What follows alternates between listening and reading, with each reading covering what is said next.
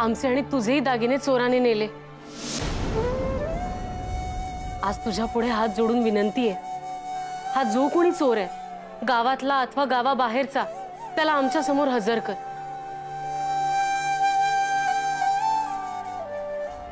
काय ग मंदा, सुलोचना आणि बयो दिसत नाहीत त्या? मी आणते बोलाव। हा,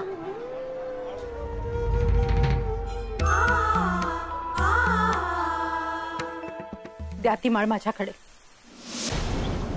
द्या ती माळ माझ्याकडे।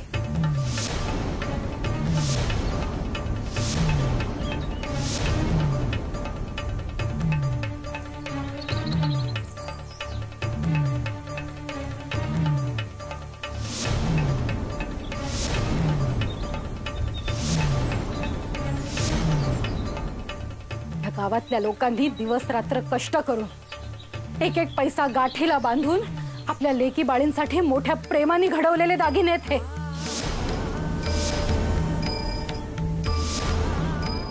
कुणाच्या माहेरचे स्त्रीधन आहे, कुणाच्या सासूने पिढ्यानपिढ्या चालत आलेले मोठ्या कौतुकाने स्वतःच्या सुनेच्या अंगावर घातलेले दागिने आहेत हे।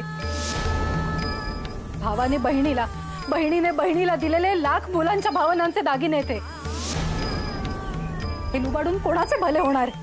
मी एक शब्द बोलायचा नाही तुम्ही। तुमची मुले बाळे असतील, तुमचाही संसार असेल, त्यांच्याही अंगावरचे दागिने असे लुबाडलेत का तुम्ही?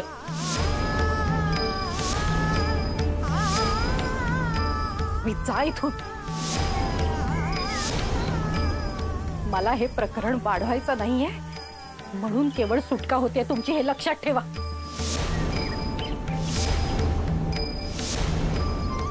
अन्यथा शिपायाच्या हाती देतील तुम्हाला या गावातली लोक, आणि मी थांबवणार सुद्धा नाही।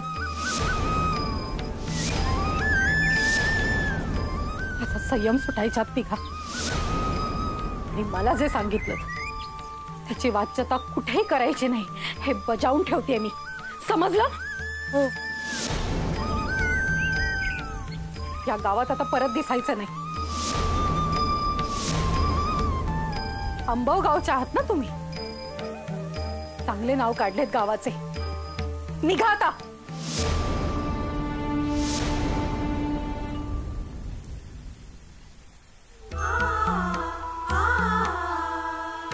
आई, आता काय करायचं?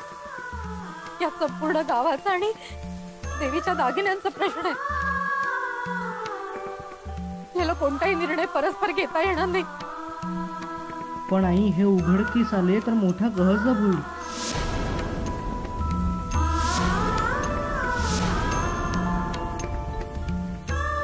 पण हे लपवता सुद्धा येणार नाहीये।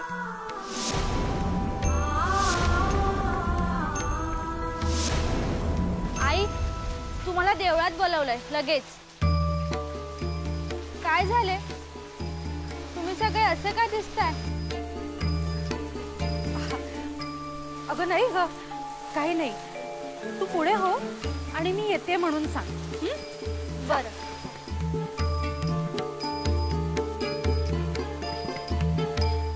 सदा, यशोदे, मी जाते हो देवळात, तिथे बघते काय परिस्थिती येते। पण कृपा करून आता जे काही कळले त्यातले अवाक्षरही कोणासमोर काढू नका। हो आई, पण आई, गावातले सगळे पुरुष गावभर गस्त घालताय, त्यांना काय सांगायचे? सध्या काही नको, मी बघते काय ते, मला विचार करू दे जरा। देवीच्या कृपेने सत्य काय ते आपल्या समोर आले, तो पुढचा मार्ग तीच दाखवेल। हो, हॅलोच आम्ही। यशोदे, चल माझ्याकडून।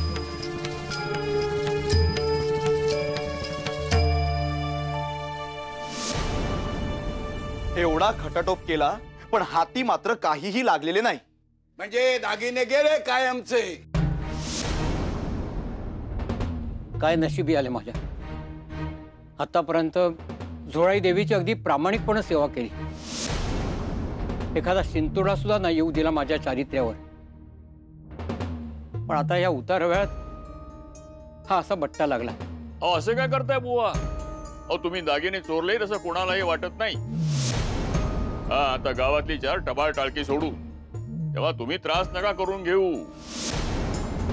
आता वाईट वाटणार, तगमग होईल हे खरे, परंतु हो दागिने मी चोरले नसले तरी ते त्याचं रक्षण करायला मी असमर्थ ठरलोय ना.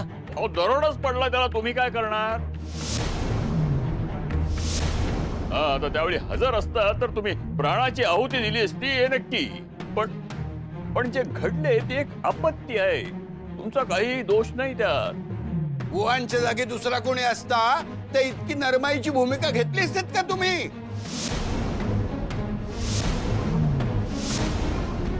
आता व्याही म्हणून पाठीशी घालताय. तुम्ही आमचे व्याही आहात, तुम्हाला कधी पाठीशी घातले?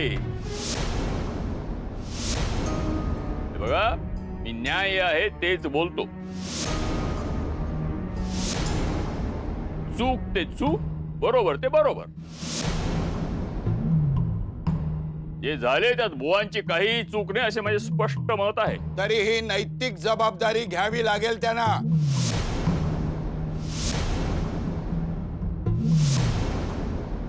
तेव्हा यापुढे मंदिराच्या विश्वस्तपदी या पटवर्धनांना राहता येणार नाही.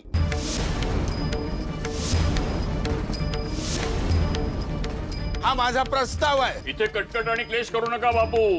काय बोलायचं ते मंडळाच्या सभेत बोला. बोलणारच आहे. मी स्वतः राजीनामा द्यायला तयार आहे. तुम्ही घ्या जबाबदारी. घेईनच नव्हे, घेतली.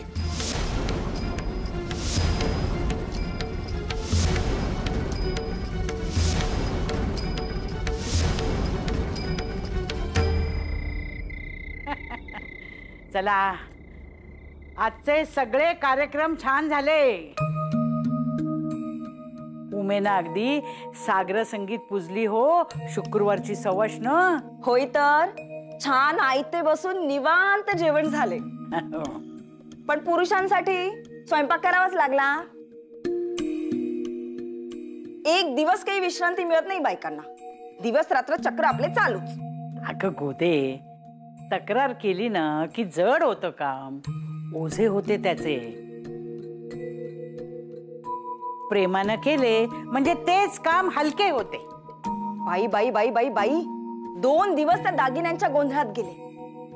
कधी नव्हे ते आज जरा गोडाधोडाचं जेवलो, झिम्मा फुगडी खेळलो, सुखाने गेला आजचा दिवस. आता व्याख्यान नका देऊ तुम्ही. नाही देत तर देऊन तरी काय उपयोग आहे? गाढवाला गुळाची चवती काय? तू काय दात काढतेस ग? हो, तुला हसायला काय झाले? मी काही तिला गाढव म्हटले नाही, म्हण सांगितली.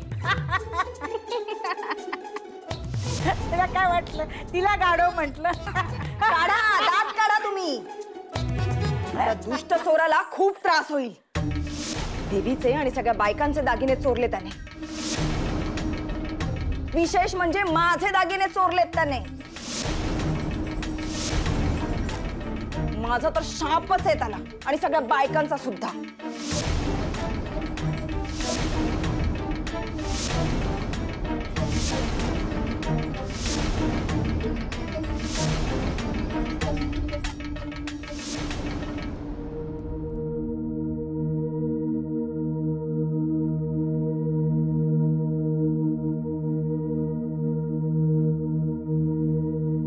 काय ग, एवढी अस्वस्थ काय? नाही, काही नाही. ते दागिने गेले त्याचा त्रास होतोय का? नाही. मग म्हणजे हो, अहो होणारच ना त्रास. यापूर्वी कधी असे झाले नव्हते ना, म्हणून मग. पण मग चाचरतेस का एवढी? नाही नाही, मी कुठे चाचरते? कुठे काय? काहीतरी लपवतेस नक्कीच. नाही नाही, काही लपवत नाहीये मी. मला थोडे आवरायचे. तुम्ही झोपा.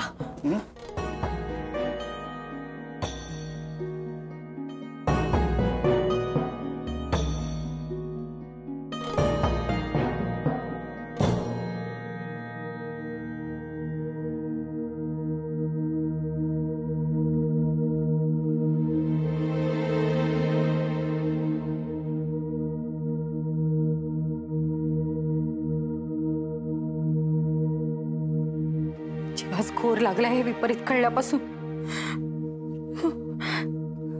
काय करावे या मूर्ख मुलीचे, काय करावे हिचे.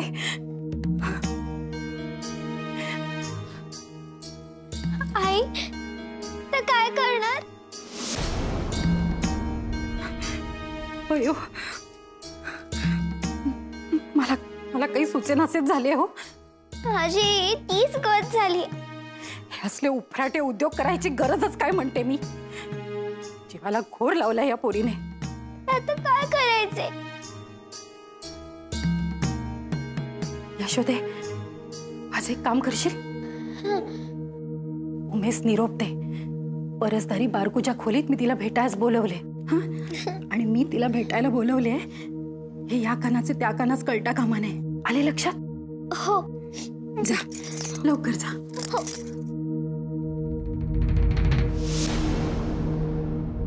परमेश्वरा, काय संकट आहे. 9, 10, 11. अगो काय चाललंय काय तुझे? मगापासून बघतोय फेऱ्या मारतेस. अगो काय झालंय काय? एवढी काय अस्वस्थ आहेस तू? ते जाऊ दे. इकडे इकडे बैस बैस. अगो खरी मजा तुला सांगायचीच राहिली. अगो मी निघालो ना बायका आल्या म्हणून, तर बाहेरच मला कावेरी वहिनी भेटल्या. मला म्हणाले थांबा. तशी मी म्हंटले बायकांच्या कार्यक्रमात मी काय करू.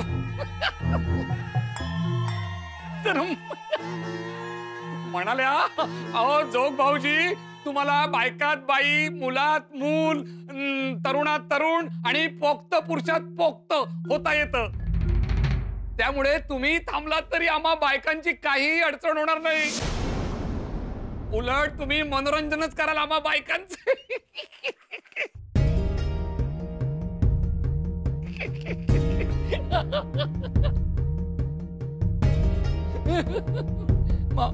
मावशी, मावशी कुठे दिसत नाहीत त्या? त्यांनाच तर शोधत होते मी. शोधत होते म्हणजे? म्हणजे तुला न सांगता परस्पर गावी गेले की काय? कुणास ठाऊक. म्हणजे तुला काहीच ठाऊक नाही त्या कुठे गेले ते? अहो नाही हो.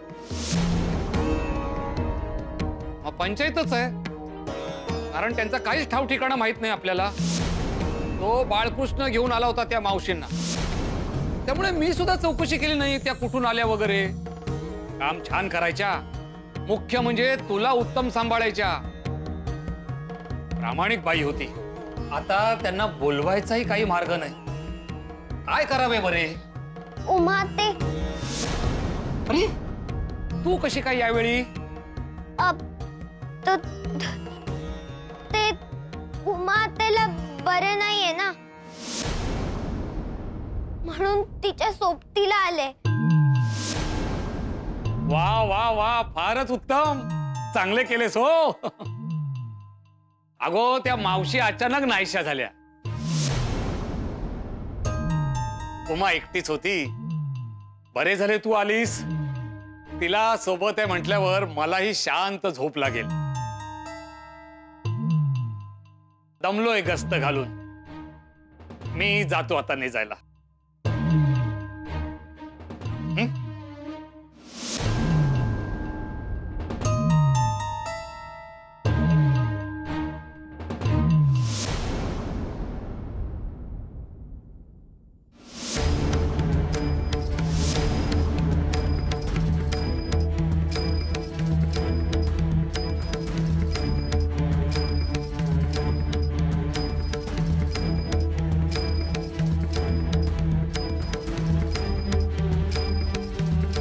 काय झाले?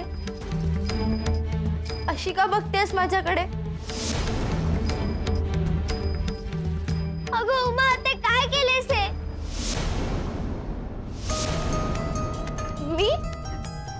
मी काय केले? तुझ्या मनाला ठाऊक आहे तू काय केलेस. का केलेस असे? वाटेल ते आरोप करू नकोस. मी काही केलेलं नाहीये. तुमच्या आईंनी बोलावले. मी नाही येणार. जा सांग त्यांना मला काम आहे तिकडे आणि तूही जा बघू. तू आईंना खरे काय ते सांग. त्यांची क्षमा माग. त्या तुला क्षमा करते. अगं पण मी काही केलंच नाहीये. मी का क्षमा मागू?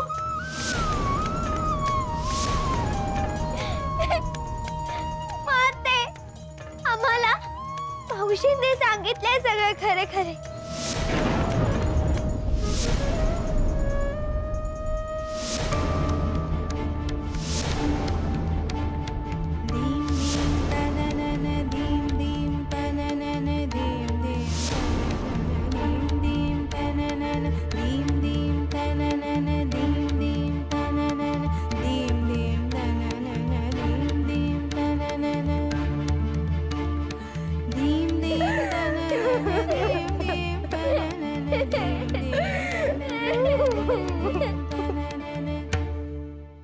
माझे लपवून ठेवलेले दागिने सुद्धा गेले. जळले त्या दागिन्यांखेरीज होते काय दुसरे माझ्या आयुष्यात? अंगावर घालून आरशात पाहण्याचे सुख तेवढे होते, तेही गेले. बाकी काय? आनंदाच्या नावाने तर उजेडच आहे आमच्या घरात. माहेरी मला म्हणायचे, सुभद्रे दिसायला नेटकी आहेस, नवरा कौतुकात ठेवेल. पण कसले काय? इथे कदरच नाही कुठल्या गोष्टीची. कौतुक तर लांबचीच गोष्ट आहे. 4 दागिने होते, त्यांचाच काय तो आधार होता, ते गेले. तशी मला दागिन्यांची फार हौस नाही, पण राधाताईंचे दागिने गेले याचे वाईट वाटते. कारण त्यामुळेच वयोचे वडील खूप अस्वस्थ झाले. आधीच ती गेल्यापासून त्यांच्या तोंडावरचे हसू मावळलेले आहे. त्यात तिची आठवण असलेले दागिनेही गेले. मिळतील हो, देवीला साकडे घातले ना, मग मिळतील. पण शेवटी खरे सांगू का, खरा दागिना म्हणजे नवऱ्याचे प्रेम हाच असतो.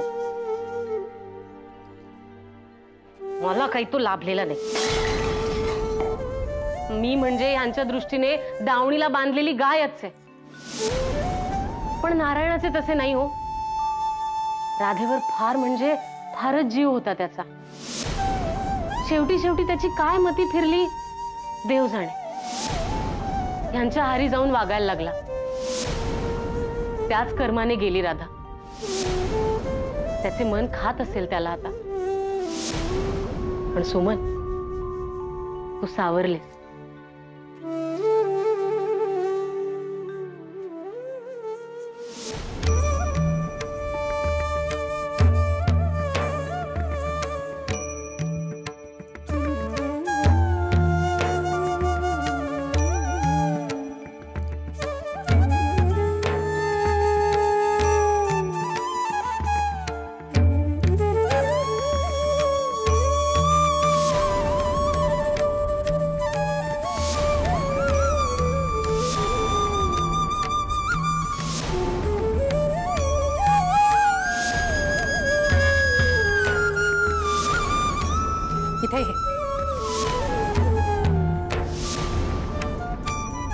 उमे आत ये.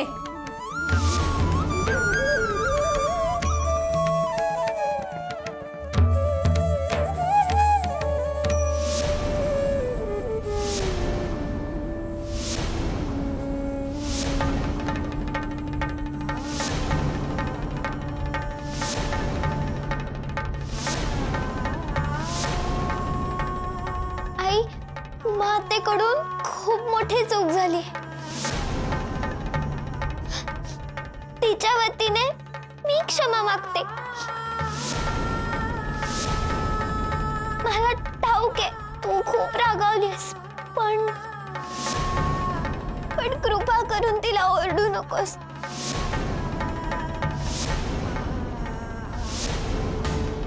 उमे,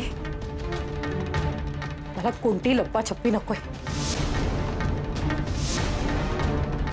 हा सगळा प्रकार अत्यंत गंभीर आहे. मला सांगणार आहे सगळे सगळे खरे खरे सांगायचे. काय विचारते मी उमे? सगळे खरे खरे सांग मला. काय प्रकार आहे हा?